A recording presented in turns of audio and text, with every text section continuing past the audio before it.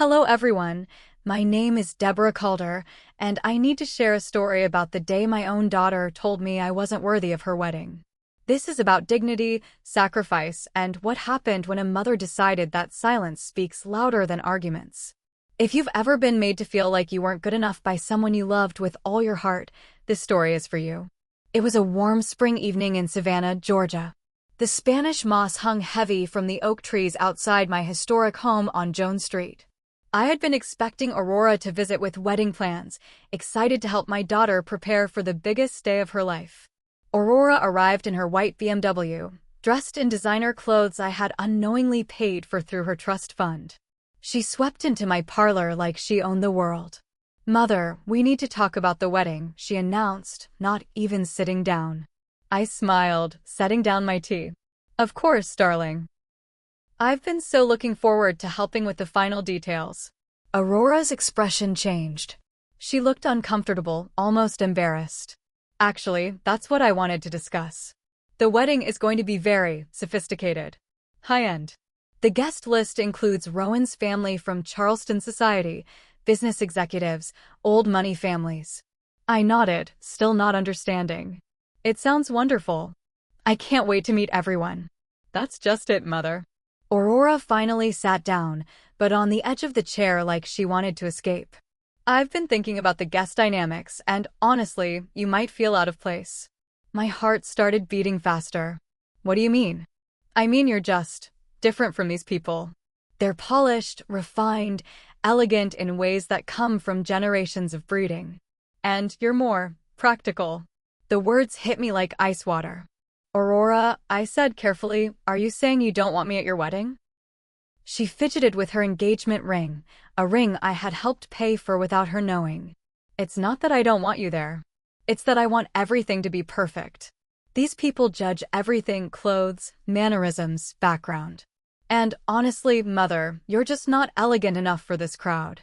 I felt the blood drain from my face. "Not elegant enough? You wear those simple dresses from department stores. You speak with your hands too much. You laugh too loudly. You tell stories about your work and your little design business like it matters to people who own corporations." Each word was like a knife. "I thought maybe you could sit in the back during the ceremony. Quietly. Or maybe just come to the reception for an hour, then leave early. That way you're technically there, but you won't overshadow the elegance of everything." I stared at my daughter. This beautiful young woman I had raised alone after her father abandoned us when she was 5. This girl I had worked 3 jobs to support, who I had sent to private schools and college. "Overshadow?" I whispered. "Mother, please understand. This wedding is about Rowan and me starting our new life with his family's social circle. I can't have anything that seems common." The word common hung in the air between us like poison.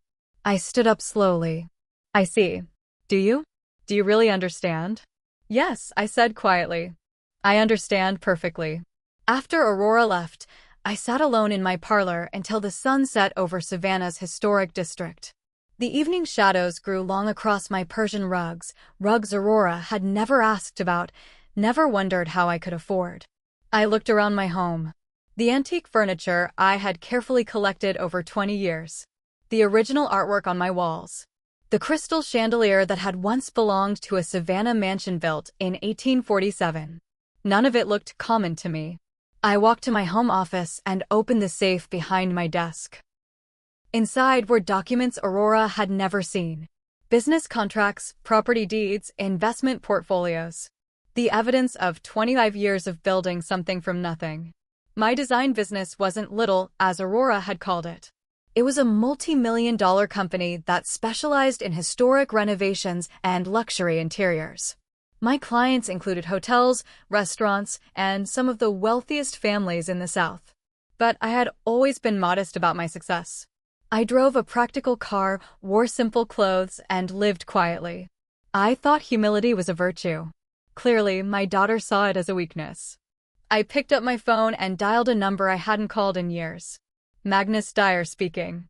"Magnus, this is Deborah Calder. I need to ask you about a business proposition." Magnus Dyer owned the most exclusive wedding venue in Savannah.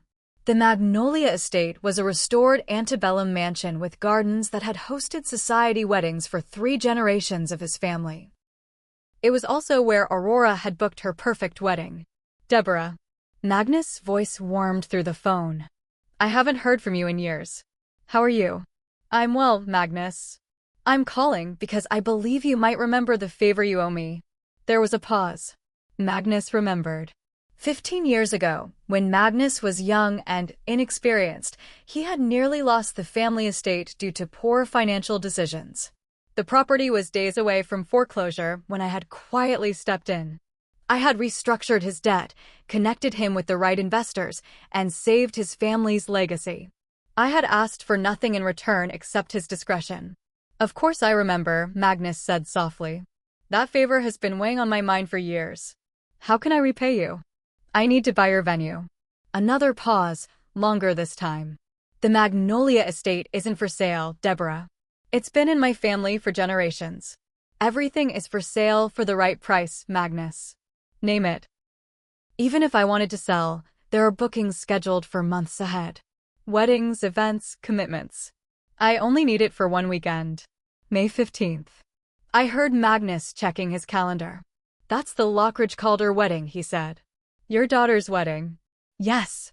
Deborah, Magnus said carefully, what's going on? I explained the situation simply. My daughter had deemed me unworthy of her elegant wedding. She had asked me to hide in the back or stay home entirely. Magnus listened in stunned silence. She said that? To her own mother. She did. After everything you've done for her? She doesn't know everything I've done for her. And apparently, that's part of the problem.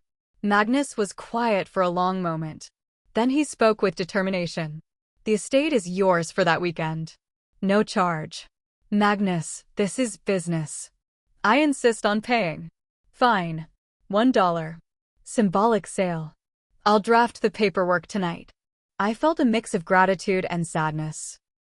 You understand this will disrupt Aurora's wedding plans completely. I understand that a daughter who treats her mother that way doesn't deserve a dream wedding at my family's estate. There will be consequences for both of us. Some things are more important than consequences. Dignity is one of them. We arranged to meet the next morning to sign the papers. As I hung up the phone, I felt something I hadn't felt in years. Power. That night, I couldn't sleep. I found myself going through old photo albums, remembering the years after Aurora's father left us. She had been so young, only 5 years old, when David decided that family life was too constraining for his artistic ambitions. He moved to California to pursue his music career and never looked back. I had been working as a secretary then, making barely enough to cover our small apartment's rent. But I was determined that Aurora would never feel the lack of a father in any other way. I started taking design classes at night while Aurora slept. I studied business management on weekends while she played at the park. I built my company one small project at a time, reinvesting every penny back into growth. When Aurora was 8, I bought our first real house. When she was 12, I could afford to send her to private school. By the time she was 16, I could give her anything she wanted. But I never told her how hard I had worked for it all. I never explained the 70-hour weeks, the years without vacations, the relationships I had sacrificed to build our security. I thought my love showed in what I could provide, not in what I had given up. Looking at these photos now, I saw a pattern. In every picture, Aurora looked confident and happy. And I looked tired but proud. When had she stopped seeing the pride and started seeing only the tiredness? The next morning, I met Magnus at his lawyer's office downtown. As we signed the papers transferring temporary ownership of the Magnolia Estate, I reflected on how little Aurora knew about my real life. My design company, Calder Interiors, had offices in 3 cities. We employed 47 people and had waiting lists of clients willing to pay premium prices for my vision. I had restored historic homes from Charleston to New Orleans.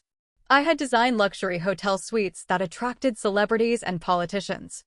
I had been featured in architectural magazines Aurora had never bothered to read. My personal net worth was something I had never discussed with anyone, including Aurora. But the number would have shocked her. I owned rental properties in Savannah's historic district. I had investment accounts that generated more passive income than most people's salaries. I had art, antiques, and jewelry collections that rivaled museum holdings. But I still drove my practical Honda, still shopped at normal stores, and still lived simply. I had thought this showed good values. Apparently, to Aurora, it showed a lack of class. "The estate is yours for the weekend," Magnus said, handing me the signed documents. "What will you do with it?" "Close it," I said simply. "And Aurora?" "Aurora will learn that elegance isn't about appearance. It's about power used wisely." 3 days before the wedding, Aurora called me in a panic. "Mother, something terrible has happened." I was in my office, reviewing the final details of my plan. "What's wrong, dear?" "The venue called. They said there's been some kind of ownership change, and they have to cancel our wedding." I kept my voice neutral. "How strange. What did they tell you exactly?" "That the estate has been sold and the new owner has closed it for private use that weekend. They're refunding our deposit, but Mother, the wedding is in 3 days. Every other decent venue in Savannah is booked." Aurora was crying now, her composed elegance completely gone. "Did they say who bought the estate?" I asked. "Some woman named Deborah Calder. Can you believe it? Someone with our same last name bought the place just to ruin my wedding." I almost smiled. "How unfortunate. Mother, you have to help me. You know people in the event planning business. Can you make some calls?" For a moment, I considered it. My motherly instincts wanted to fix her problem, the way I had been fixing her problems her entire life. But then I remembered her words. "Not elegant enough. Too common. Sit in the back quietly." "I'm sorry, Aurora. I don't think I'm sophisticated enough to move in those circles." Aurora spent the next 2 days frantically calling every venue in a 100-mile radius. Private clubs, hotels, historic homes, gardens, everything was booked or unsuitable for a society wedding. She offered double payments, triple payments. She begged, pleaded, and finally started making threats. Nothing worked. Meanwhile, I continued my normal routine. I went to work, had lunch with clients, attended a gallery opening. Several people mentioned hearing about Aurora's wedding crisis, but I just smiled sympathetically. "Such a shame," I would say. "I'm sure she'll figure something out." On Friday evening, the night before the wedding, Aurora appeared at my door. Her face was streaked with tears, her designer clothes wrinkled from 2 days of running around the city. "Mother, please. I'm begging you. Help me find a place for my wedding." I invited her in and poured her a glass of wine. "Have you considered having the ceremony in a simple location? Perhaps someone's backyard? I'm sure your elegant guests would understand." Aurora stared at me. "A backyard? For my wedding? Mother, these are important people." "More important than family?" She missed the significance of my question entirely. "This is different. This is my future. Rowan's family expects a certain level of sophistication." I sipped my wine slowly. "And what level of sophistication do you think I deserve?" Saturday morning arrived gray and humid, typical for Savannah in May. Aurora had spent the night calling everyone she could think of, trying to find a last-minute venue. At 10 o'clock, she and Rowan drove to the Magnolia estate anyway, hoping to somehow convince the new owner to let them use it just for one day. I arrived at the estate 30 minutes later, driving my practical Honda past their BMW parked outside the locked gates. Magnus met me at the entrance, handing me the keys with a solemn expression. "Are you ready for this?" he asked. "I've been ready for 27 years. Inside the estate, I could see Aurora and Rowan through the windows, standing in the main hall looking lost and desperate. Wedding guests were beginning to arrive outside, confused by the locked gates and dark windows. I walked through the front door like I owned the place, which, for this weekend, I did. "Aurora," I called out calmly. She spun around, her wedding dress half-zipped, her makeup smeared from crying. "Mother, thank God you're here. Maybe you can help us talk to whoever bought this place. Maybe they'll listen to you." "I don't need to talk to the owner," I said quietly. "I am the owner." The silence that followed was absolute. "What?" Aurora whispered. "I bought the Magnolia estate.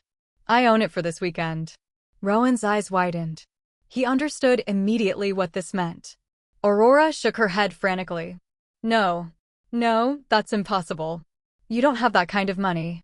You drive an old car, you shop at normal stores, you live simply. I live modestly, I corrected. There's a difference. But you can't afford to buy places like this. I walked to the grand staircase and sat down on the bottom step, looking up at my daughter in her expensive wedding dress. Aurora, you told me I wasn't elegant enough for your wedding. You asked me to sit in the back or not come at all because I was too common for your sophisticated guests. Mother, you judged my worth based on my car, my clothes, my manners. You decided I was an embarrassment to your new life. Aurora's face crumpled. I didn't mean. You meant every word. And now you're learning something important about appearances and reality. I stood up and walked to the windows overlooking the gardens where her wedding was supposed to take place. I built my business from nothing after your father left us. I worked while you slept. I sacrificed while you played. I saved while you spent. I created wealth while you assumed it would always be there. 25 years ago, I was a single mother with no money and no prospects. Today, I own a multi-million-dollar company, investment properties, and enough assets to buy and sell venues like this without blinking. Aurora sank into a chair, her wedding dress pooling around her like melted snow. But you never told me. I thought humility was a virtue. I thought you would respect hard work and simple living. I thought you would value character over appearances. I turned to face her directly. Instead, you learned to judge people by their clothes and cars. You learned to be ashamed of anything that looked ordinary. You learned to value image over substance. Rowan finally spoke. Mrs. Calder, I had no idea Aurora had said those things to you. Your fiancé told her own mother that she wasn't good enough to attend her wedding, Rowan. What does that tell you about the woman you're planning to marry? Aurora looked up sharply. Rowan, don't listen to her. She's trying to ruin our wedding out of spite. I'm not trying to ruin anything, I said calmly. I'm teaching a lesson about respect and consequences. Outside, I could see wedding guests gathering in confusion. Expensive cars lined the street, filled with Aurora's elegant society friends who were about to learn that their hostess had no venue for her perfect wedding. Mother, please, Aurora begged. I'm sorry. I'll apologize to everyone. I'll tell them you're wonderful. Just please let us have the wedding. Apologize to everyone except the one person who deserved it from the beginning? I walked over to Aurora and knelt beside her chair, looking into her eyes the way I had when she was a little girl having nightmares. Aurora, do you know why your father left us? She shook her head, tears streaming down her face. He said I wasn't sophisticated enough for his artistic friends. He said I was too ordinary, too plain, too common for the life he wanted. Aurora's eyes widened with recognition. I promised myself that day that I would never let anyone make me feel small again. I built my business, my wealth, my independence so that no one could ever dismiss me as unworthy. I stood up and smoothed my simple dress. And then my own daughter did exactly what her father had done. She judged my worth by appearances and found me lacking. Mother, I was wrong. I was so wrong. Yes, you were. But being wrong isn't the real problem, Aurora. The problem is that you were cruel. There's a difference between making a mistake and choosing to hurt someone you claim to love. I walked to the front door and looked out at the assembled guests. Rowan's wealthy family, Aurora's society friends, business associates, all dressed in their finest clothes for a wedding that wouldn't happen. What do you want me to do? Aurora asked quietly. I want you to go outside and explain to all those elegant people that your wedding is canceled because you decided your mother wasn't good enough to attend it. Aurora's face went white. I can't do that. Then I will. I walked outside to address the confused guests. Aurora and Rowan followed, both looking stunned and defeated. Ladies and gentlemen, I called out, my voice carrying across the garden. I'm Deborah Calder, Aurora's mother. The crowd quieted, sensing drama. I'm afraid there won't be a wedding today. You see, my daughter informed me earlier this week that I wasn't elegant enough to attend her special day. Gasps rippled through the crowd. I could see shocked faces, whispered conversations beginning. She suggested I might sit quietly in the back, or perhaps not come at all, so as not to embarrass her in front of you distinguished guests. Aurora stepped forward. Mother, please stop. So I decided to teach her a lesson about elegance, dignity, and respect. I bought this venue and closed it for the weekend. The crowd was completely silent now. You see, true elegance isn't about designer clothes or family money. It's about treating people with kindness and respect, especially the people who love you most. I looked stepped forward from the crowd. She was an elegant woman in her 70s, dressed in pearls and silk. "Mrs. Calder," she said loudly enough for everyone to hear, "I think you are exactly the kind of woman we need more of in our families." She walked over and took my arm. Anyone who can build a business, raise a daughter alone, and still have the dignity to teach important lessons about respect is welcome at my table anytime. Other guests began to murmur agreement. I could see Aurora's face burning with shame as her elegant society friends realized what kind of person she really was. "Aurora," Rowan said quietly, "we need to talk." He led her away from the crowd, and I could see them having an intense conversation by the garden gate. Aurora was crying again, gesturing desperately, but Rowan's face was set in stone. After 10 minutes, he walked back to the crowd alone. "I want to apologize to everyone for this situation," he announced. I had no idea Aurora had treated her mother this way. "I'm afraid I can't marry someone who would show such cruelty to the person who sacrificed everything for her." He walked over to me and shook my hand. "Mrs. Calder, you raised a daughter, but somewhere along the way, she forgot her values. That's not your failure, it's hers." Aurora stood alone by the gate, still in her wedding dress, watching her perfect life dissolve in front of all her elegant friends. The guests dispersed slowly, some stopping to speak with me, others giving Aurora sympathetic looks before driving away. Within an hour, the estate was empty except for Aurora and me. She sat on the front steps, her expensive dress dirty from the ground, her carefully styled hair falling around her face. "I've lost everything," she said quietly. "You've lost the things that didn't matter," I replied, sitting beside her. "Maybe now you can find the things that do." "Rowan won't even talk to me." "Would you want to marry someone who could treat their mother the way you treated me?" Aurora was quiet for a long time. Then she said, "I don't know who I became." "You became someone who valued appearances over character. But that can change. How do I fix this?" I stood up and brushed the dirt off my simple dress. "You start by understanding that elegance comes from strength, not softness. From integrity, not image. From sacrifice, not status. Will you forgive me?" "Aurora, I bought this estate and ruined your wedding not because I don't love you, but because I do. Sometimes love requires tough lessons."